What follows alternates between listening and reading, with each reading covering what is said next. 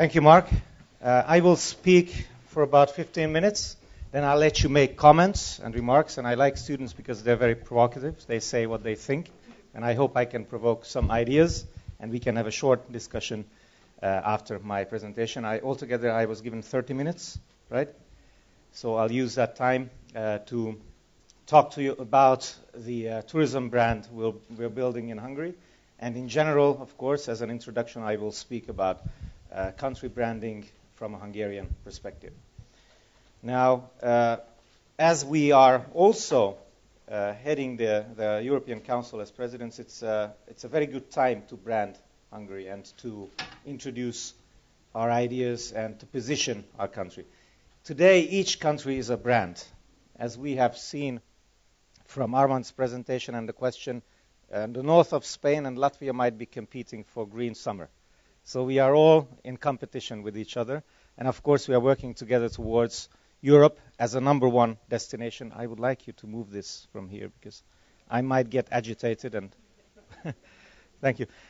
So I think it is important that we are not only competing, but we're also building a brand together, Europe, and we compete with Asia. I'm sorry to say we have to beat Asia, even as Hungary is heading to become a major medical tourism destination. We know that the Far East are very strong. Singapore is very strong, and Turkey, much closer, of course, in Europe, is very strong. So how do we do that? How do we define a strong brand, and how do we position? Of course, it's very simple to take the original ideas of Porter and say, when you establish a brand, you have to look at three things. And I would like you, by the end of this little talk, to measure what I've said according to those three dimensions. The first dimension is that, is it unique? Is the brand unique? Is the product unique? Referring back to the question of green summer, is it unique? When I establish a brand, it has to be something that's only found in that country at that particular time in that particular constellation. The second thing that you need to consider or measure is there a competitive advantage? You might call it a cost advantage, but you have to be very careful not to confuse cost advantage with underpricing. And it's very important not to compete on price. It's been a tendency in Hungary that we try to compete on price, but then I've seen, for example, when you talk about dentistry, medical tourism, I've seen ads, for example, come to Sofia, Budapest quality for half price. So it never ends. If you start competing on price, it will never end. So the third dimension where you have to measure your brand or your branding activities is, are you focused? Did you identify a focus area, a target segment, in other words, that will bring you closer to the market and will actually target the audience that you're reaching, that you're trying to reach?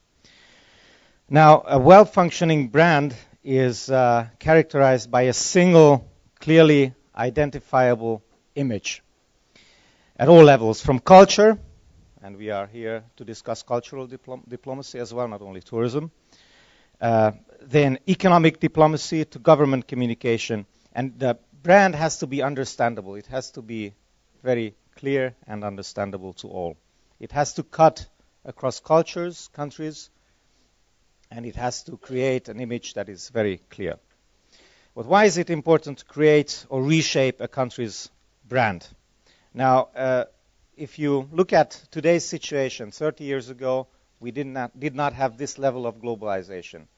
Globalization means a free movement of not only goods and people, but prominently, and we can see that, prominently it's information. Information that moves very easily, very fast, and you cannot stop the movement of information.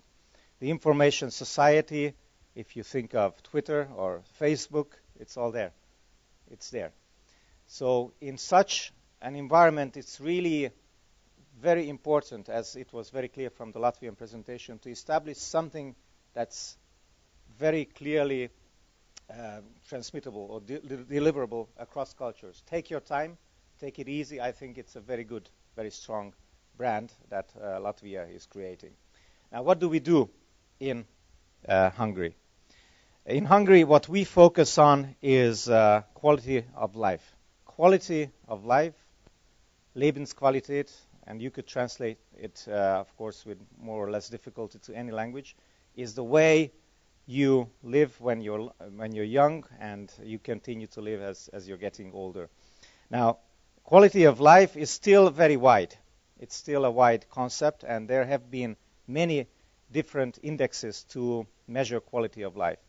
But if you think of the association between GDP and welfare, the classic example is building a highway, building a freeway. It will increase your GDP, but it might decrease your welfare if you're living next to a road that is really busy and there's noise and there's pollution.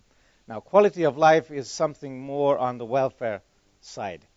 When you develop a quality of life index, and we'll organize a conference in Budapest in May to discuss quality of life and, of course, responsible tourism and sustainable tourism, the focus is, how to define quality of life. How do you measure quality of life?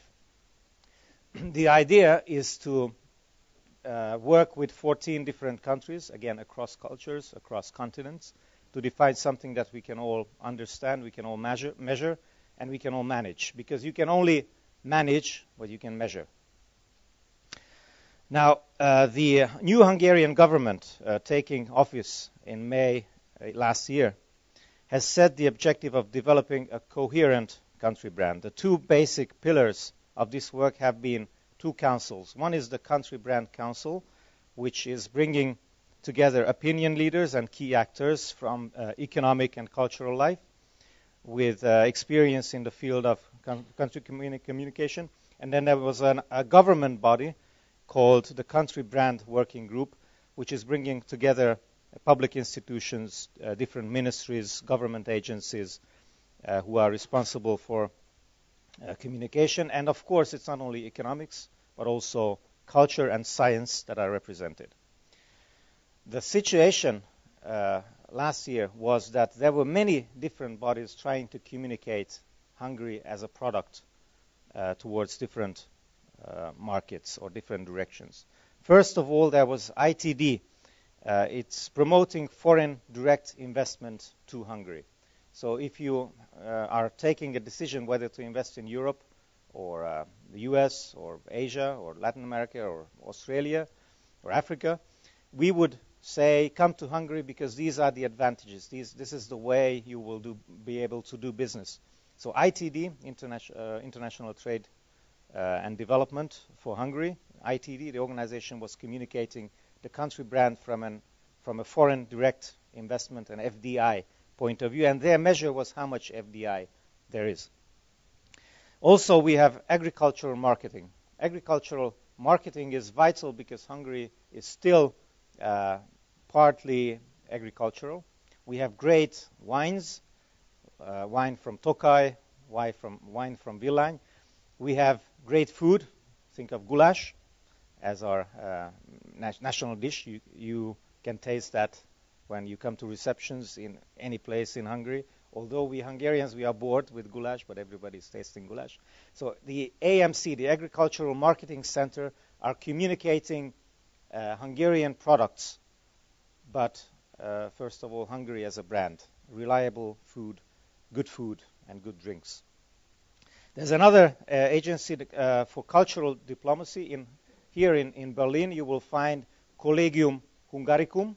It's a great place where you see a lot of culture, and it's really on the cutting edge of new cultural trends. They have projections, they have installations, and they also portray an image of Hungary as a cultural power, not only thinking of Bartók or Kodály, but also contemporary artists in folk music or opera, or even Yonder Boy, who's a different generation. Also, we have the Tourism Marketing Agency. The Tourism Marketing Agency is the body that is organizing today's, and at ITB is organizing the presentation of Hungary as a brand. Each organization have their own emphasis, which is good, but we also need a voice that we can clearly speak in. Now, consequently, we started to define the major pillars for our country brand, and we found that although there are 40 million visits, including day trippers, to Hungary per year, and there's in general a lot of interest in terms of FDI, agriculture, I mean food and wine and culture, we still lack this brand that will uniquely identify us, express the competitive advantages and focus. In line with the priority of the new Hungarian government's development plan, we said that what we should define, how we can contribute to quality of life, is the one unique aspect that we have. And it will be very narrow. This communication will be very narrow, but can be complemented with communication in other fields. So we decided that since Hungary is number one in the world regarding the diversity of therapeutic thermal waters, this is the pillar that we should foremost use. In Germany here, in Berlin, what we say, Quelle der Gesundheit, it's also very wide. It's a source of health, Quelle der Gesundheit. But what we need to communicate across cultures is that if you come to Hungary, use our therapeutic thermal waters. It doesn't mean you have to be ill to use the waters. You will see at the Hungarian stand those images, those spots even, TV spots, on how you can go to Hungary and enjoy a party at a bath at night with music, with installations, with projections of images, and basically a young audience. I was speaking in London last year to Richard Quest, and I asked him, when are you coming to Hungary? He said, I don't know. He's a top CNN person. He's a media personality, a media celebrity. But he said, I don't know when I'm coming, but the last time I cannot forget, because I went there to enjoy a party at night at a Hungarian bath. So this says that therapeutic thermal water can be used for a young audience. It can be used, of course, for rheumatology and psoriasis and many other diseases as well. But you can also very simply relax, go to Széchenyi bath and play chess in the water with the local audience. You will never beat a Hungarian chess player there, but it's a unique experience. So we thought that this would be the number one pillar. Now, of course, Hungary is not only therapeutic thermal waters, all those over 1,000 different springs, but it's also the green economy. It's also the market economy and also creativity that we use to support the country brand. Creativity meaning Rubik's Cube and many other Hungarian inventions that you could list off, maybe not off the top of your head, but if you research a little bit into Hungary. Now, a country's brand, and this is my last thought for today, a country's brand must go in tandem with a development plan. You cannot just build a brand, you need resources. It was mentioned also in the Latvian presentation that economics is about the optimum use of scarce resources. So you should focus your resources around that brand. That means it's not enough to communicate a brand, you have to actually establish the brand. In Mark's remarks, in your little introduction of myself, you mentioned the National Development Plan. In the new Széchenyi plan, Széchenyi is a 19th century Hungarian politician.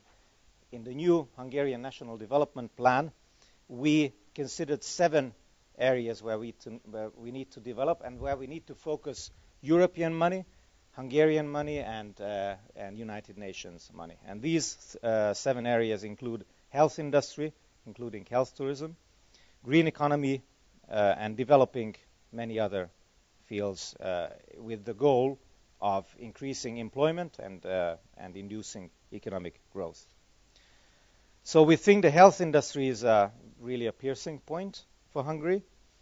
We identified the links between the health industry and tourism, and we use the brand, basically the tourism brand of therapeutic thermal waters, to create an image of a country that is worth visiting for several different segments. Of course, we establish our countries, target countries as well. We establish B2B and B2C countries where we have different tools to communicate. It's still a long way to go. As I said, we only came on government last year. But I think we can establish the brand and strengthen the brand by very clearly showing you our values and very clearly creating an image. Now, this image is also to be seen at the ITB stand of Hungary. So I would like to invite you to gain your first-hand impressions at the Hungarian stand at ITB, still on today, and also later in other places in Europe and outside Europe. We've done this in India together with Poland, Czech Republic, and Slovakia. Japan, because as mentioned again in the Latvian presentation, we have limited funds. So we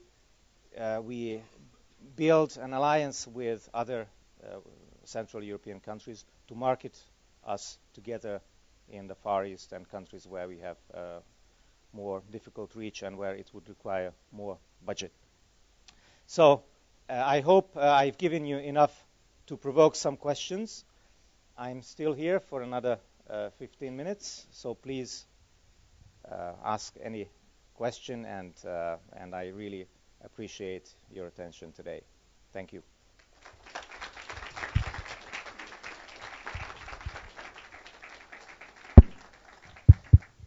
Thank you very, very much, Dr. Horváth.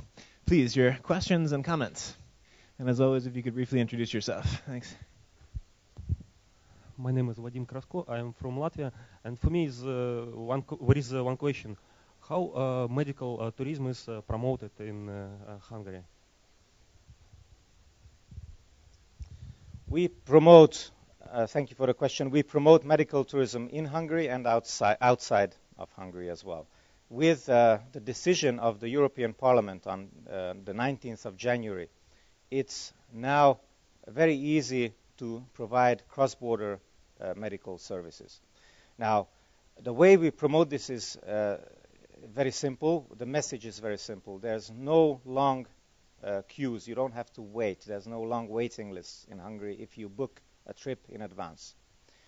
It can happen that in other parts of Europe or outside Europe, you have to wait days or weeks to get an appointment with a doctor. If you book a package, you can be examined the same day when you arrive in Hungary, or the latest the next day, the following day. And then for the rest of your stay, be it a week, 2 weeks, 3 weeks, you will get the treatment, and it can even get financed within the EU. So it's time, it's the quality of service, and it's the financing opportunity. But the basic message is you don't need to wait. If you book a trip to Hungary, you will be examined on arrival, be it rheumatology, be it psoriasis, be it any other disease. And the major message is that with over 1,000 natural springs, we have the cure for many, many different diseases. So if we talk about medical tourism, which is not the same as health tourism or wellness tourism, if we focus on medical tourism, the key message would be book now, because on arrival you find a doctor. We have several hundreds of hotels where there's at least one doctor on site. At least a rheumatologist is always there 24 hours a day, and there's also a network for each hotel of doctors who are in contract with the hotel. So that's a system that has been built over the past few decades, and that is what we promote. Does that satisfy your question? Thank you. Okay. You actually were waiting last time, and I didn't get you. So let me start in the back, and then we'll come to the front. Okay. Hi, I'm Mary, and I'm actually a student of international tourism. This question might not be a direct question to you, but we are from different backgrounds, and from what I was taught, we retain like 20% of what we hear. And I don't know if it's going to be possible we get like paperwork of these presentations, because when we get back to our different destinations, we can always go back and like I enjoyed what you said about Hungary. I never knew anything about it before, but right now I'm getting enlightened about it. If it's possible, we get like paperwork of the presentation, so that when we get back, we can still fall back to something. Thank you. If it's okay with you, I'd be happy to put this on our webpage. We want to make all the presentations available to the participants if it's okay with the speakers. So just from our side, we would very much like to do that. Okay, thank you for the question. The way I work, last night at the hotel, I was changing the whole speech because I need to target it to the audience. And I even changed it while I was sitting here for waiting during the Latvian presentation to gear it towards the audience. You can find in English the Hungarian development plan on the web. You find all our presentations on the web, and I can send this modified speech to the organizers who can distribute it, or you can give me your business card and I can send it directly to you. Although, as I said, I changed it very much even last night, but the message is very clear, and we, of course, have PowerPoint presentations as well. It's always a question why I don't use a PowerPoint presentation, and it's exactly because I want me to lead the discussion, not the PowerPoint presentation, and explain, well, I have to skip this and that and, take a different direction. So I will try to satisfy the information need in both ways, in three ways. First, directing your attention to the gotohungary.com website, also by sending this to the organizers and also giving it to you directly. There was another question on this side. Again, and just to follow up on that, the video footage we're also going to put on the homepage afterwards. So that's another way you can get access to the presentation, the video. So hopefully many different forms. Yeah. I think you were next. Ian from Ukraine. My question is following. Does Hungarian communistic past actually adds value to its touristic images or creates problems? Thank you for the question. I was visiting Collegium Hungaricum in Berlin, CHB in Berlin, and they integrate the communist past into portraying the image of Hungary. I will give you one example. Mr. Power, Mr. Gyula, P-A-U-E-R, so it's not power, it's power. He created a very funny image in 1971 of taking a Karl Marx statue's photo and placing on top of it paper cut out, so that if you fold this little greeting card, it will show you how you can transform the image of Marx into the image of Lenin. So it's a Hungarian artist's view of how these two personalities were identical, although one was German, the other one was Russian. So if you don't deny the past, at least that's what I learned in Collegium Hungaricum, but you use it to show you, what's behind us. So you can still integrate the communist past because it added something to Hungary's culture. The old, and it's a very good question because the old image of Hungary it used to be goulash communism. Why goulash communism? Because 1956 saw the revolution, the rebellion against the Russian invaders in Hungary. So the Hungarians rose in 1956, but they were defeated.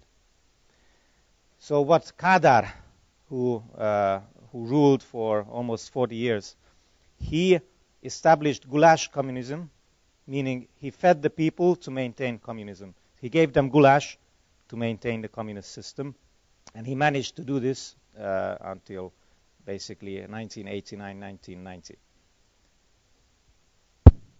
Final two questions then, okay. I have to apologize to the next presenter. I started 10 minutes late, and I will still go on for another 5 minutes. Apologies. Thank you. I know I came late. My name is Yehoshua Ben Israel. I'm Program Director, Experience Africa ICD. You had a word in called cure, which virtually is central on your medical branding.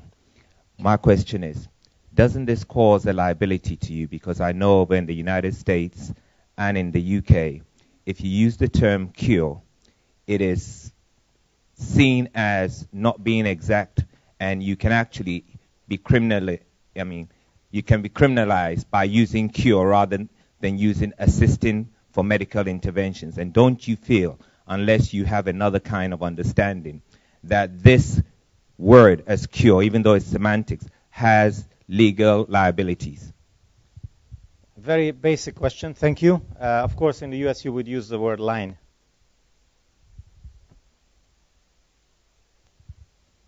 Okay. Okay. Final question? Final question then? Waiting line, standing in line. But my native language is Hungarian. My second language is my first foreign language is English. I speak some German, and my Spanish is much worse. My French is the worst. But we have a team, an international team, and the word I'm using, therapeutic thermal waters, is much better than using healing, because healing would assume you're sick.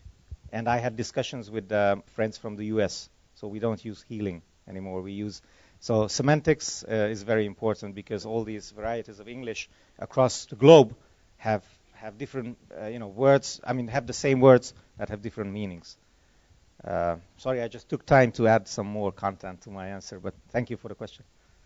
Hello, I'm Han. I'm a student from South Korea. I appreciate your nice presentation, but I have one question.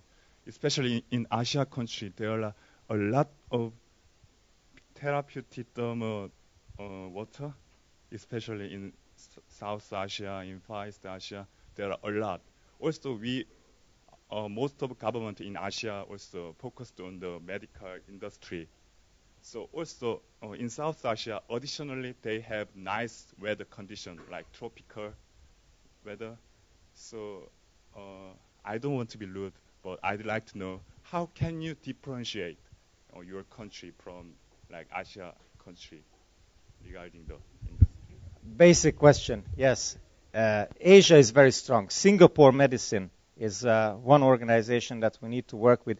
You're on a different hemisphere, so we are lucky because you're far away enough from us, and we are far away enough from you. But seriously, I had a Korean delegation, and I was telling them how nice our waters are, because the water is 70 degrees or 100 degrees or 80 when it's gained, and then we need to take the heat away so that we cool down the water to 38, 36 or 40 so that people can bathe in it. And the Koreans told me that's not good, because a Korean wants their water above 40, 45 or even 50 degrees centigrade.